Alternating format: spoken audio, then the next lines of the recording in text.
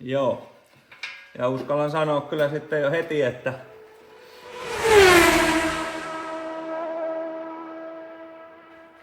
morjesta kaikille. Mun suuri idoli YouTube-maailmasta on Diagnose Dan. Se tekee ihan mahtavia videoita ja olen opiskellut sen kautta autoteknologiasta kymmeniä, ellen satoja tunteja. Ja tänään mä ajattelin vähän matkia sitä, koska mulla on oivallinen mahdollisuus siihen. Asiakas laittoi mulle viestin ja siinä lukee näin. Moi Simo, oon kattonut sun videoita ja vakuuttunut ammattitaidosta ja mulla olisikin sulle nyt visainen pulma. Mulla on tämmönen Skoda Octavia 1.8 bensaturbomoottorilla ja siinä on 7-vaihteinen DSG-vaihteisto. Vaihteisto hajosi viime keväänä, se alkoi vilkuttaa merkkivaloa ja herjaa viasta. Sen jälkeen se on kiertänyt useita eri korjaamoita ja siihen on vaihdettu paineakku yhdessä paikassa, sen jälkeen sillä on kuulemma ajettu. Ja ensimmäisessä korjaamossa siitä diagnosoitiin mekatroniikka vialliseksi ja annettiin noin 5 000 euron korjausarvio. Löytyisiköhän sulta mitään ideaa tämän suhteen? Ja tältä pohjalta lähdettiin rakentamaan. Mä sanoin, että ei muuta auto tänne. Ja tehdään yhdessä viahaku tähän näin ja katsotaan löydetäänkö me mikä siellä on vikana. Ihan ensimmäisenä vahvistetaan se asiakkaan oire. Virrat laitettu päälle ja tosiaan tuolla vilkuttaa jakoavaimen kuva tuossa vaihteiston kohdalla, eli jonkinnäköinen oire siellä tietysti on. Jes, mennään tällä VCDS:llä sitten sinne vaihteiston uumeniin. Jep, eli 0 AM300 vaihteistohan tässä on. Eli paineet on ollut vähissä, kakkoskytkin ei toimi oikealla lailla, vitosvaihdetta ei pysty kytkeen ja sitten ohjaan yksiköstä jonkinnäköiset koodit. Okei. Ensimmäisenä tämä vaihteisto tarvii sen 42-60 baaria, että se toimijaksensa, niin ensimmäisenä meidän pitää katsoa, onko täällä sitten tarvittavat paineet. Tällä hetkellä painetta 31 baaria. Eli ainakin me tiedetään se, että mekatroniikassa on tällä hetkellä toimintahäiriö ihan jo pelkästään paineen vuoksi. Se ei jaksa tuottaa painetta. Katsotaan, huutaako siellä hydraulikkapumppu. Hydraulipumppu ei ole tällä hetkellä päällä ja vaihteisto ei sitä edes pyydä käyttää. Laitetaan auto käyntiin ja yritetään kytkeä vaihdetta, niin katsotaan mitä tapahtuu paineille ja hydraulikkapumpun kierroksille. Noin auto käynnistettiin ja jännitteet nousi ainakin. Katsotaan sitten mitä kävi meidän paineelle.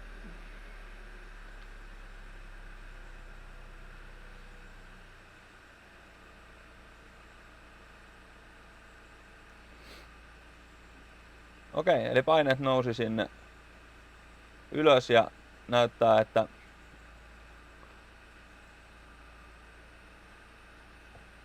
ne siellä jopa pysyykin.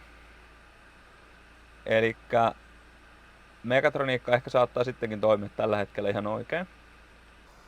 Sehän tässä meitä tietysti vielä kiinnosti. Mä nollasin noin vikakoodit ja katoin, niin tää tulee heti kun nolla. Eli ne paineet olisi taas hukassa, niin pitääpä katsoa miten ne nyt näyttää. No kyllä ne näyttää ihan loogisilta.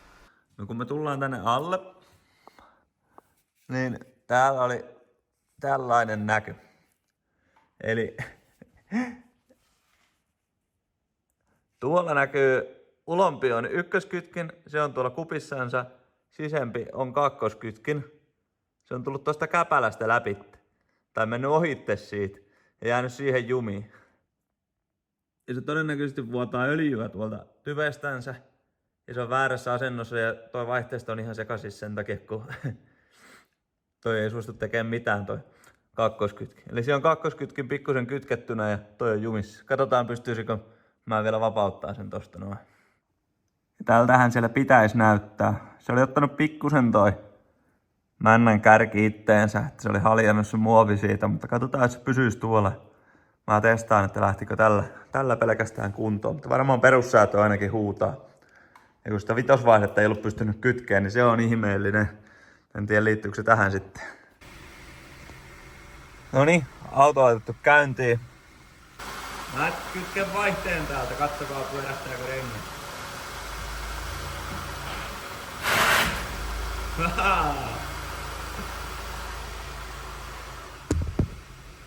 Semmoista peliä. Olikin vähän lyhyempi diagnoosi tällä kertaa, mutta mä teen tähän vielä ton perussäädön ja katon, että kaikki pelaa muuten hyvin, niin sitten asiakkaalle soitto. Kävin ajamassa koeajoa tuolla pikkusen, vaihto vitoselle, mutta sitten kun sen piti vaihtaa vitoselta pois, niin se ei onnistunut. Nyt onkin sitten jännä homma. Eli se on nyt ykköskytkemän takana olevat vaihteet pois käytöstä. Kakkoskytken näyttää pelaa. Avaamatta edes tuota tietokonetta, niin epäilen seuraavaa. Eli vitosvaihde sijaitsee oikean ylänurkan vaihteensiirtäjän takana. Ja se kytketään tyyntämällä se sinne. Eli vitonen on siellä ulkokehällä. Eli se vaihteensiirtäjä työntää sen vaihteen päälle. Ottaakseen pois sen vaihteensiirtäjän tarvii vetää sitä. Ja se vaihteensiirtäjä on ensimmäinen, kun me laitetaan mekatroniikkaa paikalle, mikä ottaa vastaan, ja sitä ei näe asentaessa mekatroniikkaa. Mä epäilen, että se vaihteensiirtäjä ei ole tällä hetkellä siellä mekatroniikassa kiinni. Eli se on pystynyt työntämään sen päälle, mutta ei pysty vetämään. Tai sitten se on juuttunut se 5-7-akseli. Ja niitä on joskus käynyt. Mutta tämän selvittämiseksi mun on pakko ottaa mekatroniikka irti tästä, jotenka auto takaisin ylös. Sitten mekatroniikkaa täältä pöydälle.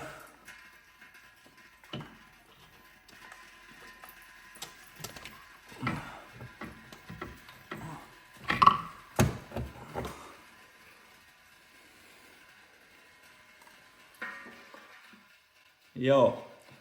Ja uskallan sanoa kyllä sitten jo heti, että siellä ei ole vaan ollut 5-7 akselin siirtäjä pohjassa, koska tää on mennyt sisään, tämä vaihteen siirtäjä. Ja täällä on tällä hetkellä vitosvaihde kytkettynä, eli mäpä näytän teille vielä tarkemmin. Joo, eli täällä on siis 5-7 vaihde ja otin ton mekatroniikan irti, niin se oli täällä kytkettynä. Ja 7 vaihde on täällä sisässä, niin näin se siellä oli. Ja sen vaihteen siirtäjä on tässä, niin se on aivan sisässä. Eli nämä ei ole kyllä ollut varmastikaan kohdakkain.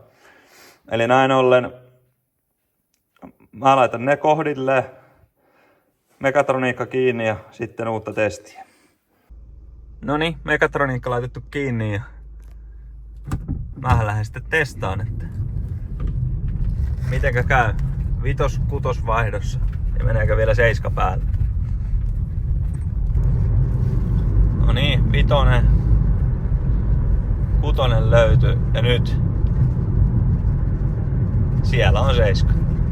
Ja tulee pois. Hieno juttu. Noniin, semmoista on auton diagnosointi. Ja tää oli käynyt siis 2 pajalla. Asiakas oli jo vähän menettänyt toivonsa. Otti yhteyttä. Mä sanoin, että tuo tänne, niin katsotaan pystytäänkö mitään tekemään. Helpotti asiaa tietysti se, että on hyvin tuttu keksintö tää 7-vaihteinen DSG. Mutta silti pitää mennä loogisesti aina eteenpäin ja noita koodeja lähteä sieltä purkaan yksi kerrallaan.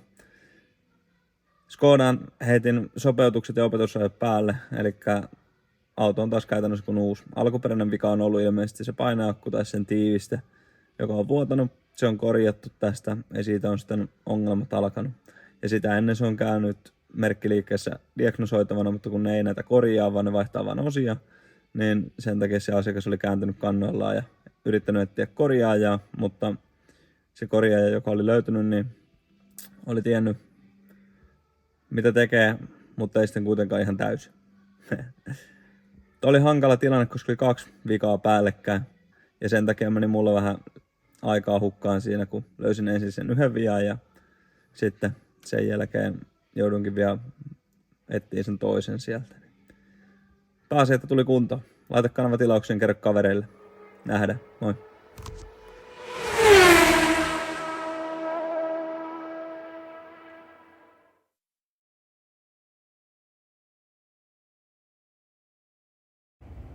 Jos teidän DSG-vaihteistoon on tehty joskus jotain remonttia, niin siihen täytyy tehdä perussäätö sen jälkeen. Se onnistuu tämmöisellä VCDS:llä. Ja tässä se hakee kytkimelle raja-arvot, että mistä se ottaa kiinni ja menee pohjaan ja harjoittelee vaihteensiirtäjien käytön, että missä niiden raja-arvot on. Ja tässä tapauksessa mä laitoin sen kytkinkäpälän sieltä paikalleen. No se lähti toimimaan, mä lähdin ajan koeajoon. Niin tässä kävi sillä lailla, että se heitti vitosvaihteen päälle, heitti 6, mutta 7 ei suostunut kytkeen. Niin siinä oli käynyt sillä lailla, että siellä jossain pajalla, kun se mekatroniikka on käytetty auki, niin se 5-7 vaihteen siirtäjä ei osunut sinne kohilleensa. Ja mä rupesin sitä epäilemään, kun täällä oli se vikakoodi siitä, että vitosvaihe juuttunut. Mutta käytin sitten vielä mekatroniikan irti, laitoin paikalleen. Nyt löytyi kaikki vaihteet, uudet öljyt tähän. Ja nyt meni perussäätö meni läpi ja nyt tää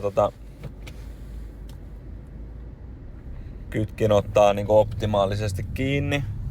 Mä lähden tekemään opetusajoa ja me nähdään, että täällä ei ole nytten, tossa näkyy ykköskytkimen ja kakkoskytkimen niin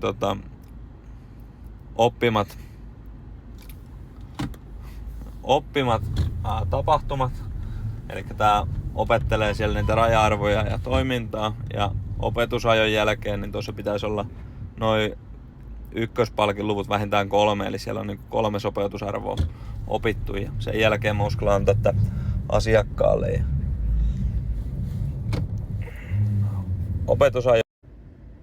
opetusajo menee sitten sillä lailla, että me lähdetään tästä ajaan. Tää on 2, puolikaasu sinne, pysähdytään, uudestaan, puolikaasu, pysähdytään, pakki päälle, peruutetaan, pysähdytään, peruutetaan uudestaan. Nyt se on auto tietää, että me lähdetään tekemään sitä opetusajoa. Ja tässä sitten lähdetään ajan ensin Tiptronikki päällä. Kaikki vaihteet vähintään 3 sekkaa. Sen jälkeen ajetaan 4-vaihteella pari minuuttia eri kaasun asennoilla. Ja sen jälkeen 5-vaihteella pari minuuttia eri kaasun asennoilla. Otetaan pari täyskiihdytystä molemmilla vaihteilla, tai kaasu pitää olla täysillä. Oho, 2 ei ole kyllä tarpeeksi kauan. Mutta katsotaan, olisiko tuossa kohta opittu sitten niitä sopeutuksia. Eli 3 yritetään saada ton ykköspalkkiin. Ja näin se kuulkaa käy. Siellä on 3 opetustapahtumaa kummallekin kytkimelle ja voidaan vielä tarkistaa tuolta. Täältä me pystytään sitten tarkistamaan vielä, että se on niinku mennyt maaliin. 6,7 milliä on toi kytkimen työsylinteri pihalla tai mäntä pihalla. Silloin kun on 0 newtonia vääntöä, 10,2 milliä silloin kun on 15 newtonia vääntöä, 15,8 silloin kun 87 ja 22,1 milliä silloin kun on 250 newtonia. Ja tästä me pystytään vielä tarkistamaan, että toi 1,9 milliä on se männän asento silloin kun se on nollissa. Se vapaana pyörii se akseli. Ja toi 6,7 miinus 1,9 milliä, niin se pitää olla 2 milliä tai enemmän. Jotta se kytkin mahtuu vapautuun sieltä ja jos se on vähemmän kuin 2 milliä, niin silloin kytki on liian loppu. Toinen juttu, mitä me pystytään tarkastamaan täältä, niin 27,2 milliä on se maksimiliike, minkä se kytkimen mäntäsiä tekee, ja silloin kun on maksimivääntömomentti, niin kytkin mäntä on 2,2 ja 22 milliä pihalla, jotenka siinä on pelivaraa vielä semmonen 5 milliä siinä kytkin levyssä. Ja tolla lailla pystyy tuolta kytkinten kunnon arvioimaan. Minä soitan asiakkaalle, että tervetuloa hakemaan auto pois. Puoli vuotta se on ollut eri korjaamoilla ja nyt se saatiin kuntoon. Niin on varmaan tyytyväinen ja hintaakin tälle jäi pitkälle alle 1 000 euroa. Et en tiedä paljonko se on tähän jo hakannut, mutta täällä se olisi ollut 1200 euroa alusta loppuun koko homma uudella korjaussarjalla ja opetushajojen ja öljyjen kanssa, mutta nyt saattoi mennä vähän enemmän. Nappaa YouTubessa kanavatilaukseen, siellä on lisää näitä vaihteistojuttuja ja kyllä niitä tänne TikTokkiinkin aina välillä tulee.